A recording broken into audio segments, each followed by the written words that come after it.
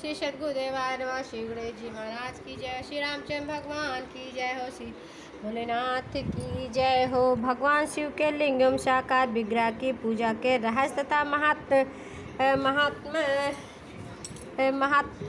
पूजा के रहस्य तथा महत्व का वर्णन सूत जी कहते हैं। शौनक जो श्रवण कीर्तन और मनन इन तीनों साधनों के अनुष्ठान में समर्थ ना हो, वह भगवान शंकर के लिंग एवं मूर्ति की स्थापना करके नित्य उसकी पूजा करे तो संसार सागर से पार हो सकता है। वंचना अथवा छल ना करते हुए अपनी शक्ति के अनुसार धनराशि ले जाए और उसे शिवलिंग अथवा शिव मूर्ति की सेवा के लिए अर्पित कर दे। साथ ही निरंतर उस शिवलिंग एवं मूर्ति की पूजा भी करे। उसके लिए भक्तिभाव से मंडप, गोपुर, तीर्थ, मठ एवं क्षेत्र की स्थापना करे तथा उत्सव मनाए। वस्त्र, गंध, पुष्प, धूप, दीप तथा पुआ और शाक आदि व्यंजनों से युक्त भांति भांति के भाज्य भोजन अन्य नैवेद्य के रूप में अर्पित करे। छत्र, ध्वजा, व्यंजन, चामर तथा अन्य अंगों सहित राजोपचार की भांति सब भगवान शिव के लिंग एवं मूर्ति को चढ़ाएं। प्रदक्षिणा, नमस्कार तथा यथाशक्ति जप करे। आवाहन से लेकर विसर्जन तक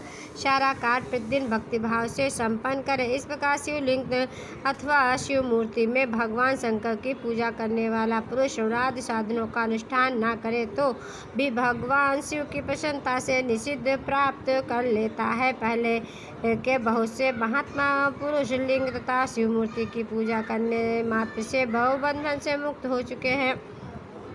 ऋषियों ने कहा, मूर्तियों में ही सर्वत्र देवताओं की पूजा होती है, लिंग में नहीं। परंतु भगवान शिव की पूजा सब जगह मूर्ति में और लिंग में ही क्यों की जाती है? सूत जी ने कहा, मुनीश्वरों, तुम्हारा यह प्रश्न तो बड़ा ही विचित्र और अत्यंत अद्भुत है। इस विषय में महादेव जी ही वक्ता हो सकते हैं। दूसरा कोई पुरुष कभी और कहीं भी इसका प्रतिपादन नहीं कर सकता। इस प्रश्न के समाधान के लिए भगवान शिव ने जो कुछ कहा और उसे मैंने गुरु जी के मुख से जिस प्रकार सुना है उसी तरह क्रमशः वर्णन करूँगा। एकमात्र भगवान शिव ही ब्रह्म रूप होने के कारण निष्कल निराकार कहे गए हैं। रूपवान होने के कारण उन्हें शकल भी कहा गया है, इसीलिए वे शकल और निष्कल दोनों हैं। शिव के निष्कल निराकार होने के कारण ही उनकी पूजा का आधारभूत लिंग भी है निराकार ही प्राप्त हुआ है, अर्थात शिवलिंग शिव के निराकार स्वरूप का प्रतीक है। इसी तरह शिव के सकल या साकार होने के कारण उसकी पूजा का आधारभूत विग्रह साकार प्राप्त होता है,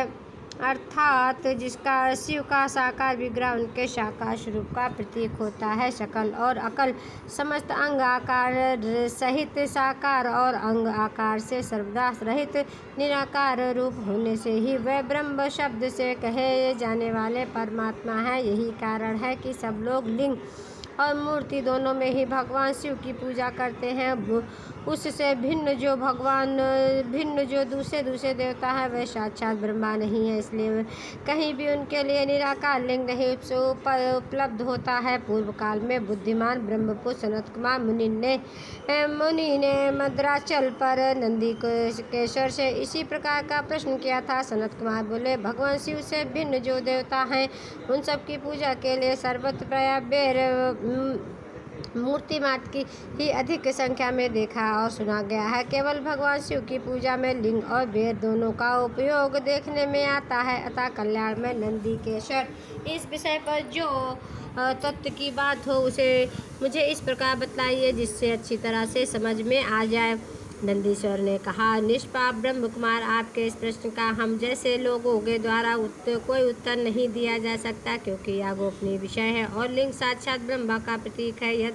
तथापि आप शिव भक्त हैं, इसीलिए इस विषय में भगवान शिव ने जो कुछ बतलाया उसे ही आपके समक्ष करता हूँ। भगवान शिव ब्रह्मा स्वरूप और निष्कल हैं, इसलिए उन्हीं की पूजा में निष्कल लिंग का उपयोग होता है। संपूर्ण वेदों में का ही यही मत है। सनत कुमार बोले, महाभाग योगेंद्र, आपने भगवान शिव का तथा दूसरे देवताओं के पूजन में लिंग और बेर के प्रकार का जो रहस्य विभागपूर्ण बताया है वह यथार्थ है। इसलिए लिंग और बेर की आदि उत्पत्ति का जो उत्तम वृत्तांत है उसी को मैं इस प्रकार सुनना चाहता हूँ। लिंग के प्रकार का रहस्य सूचित करने वाला प्रसंग मुझे सुनाइए।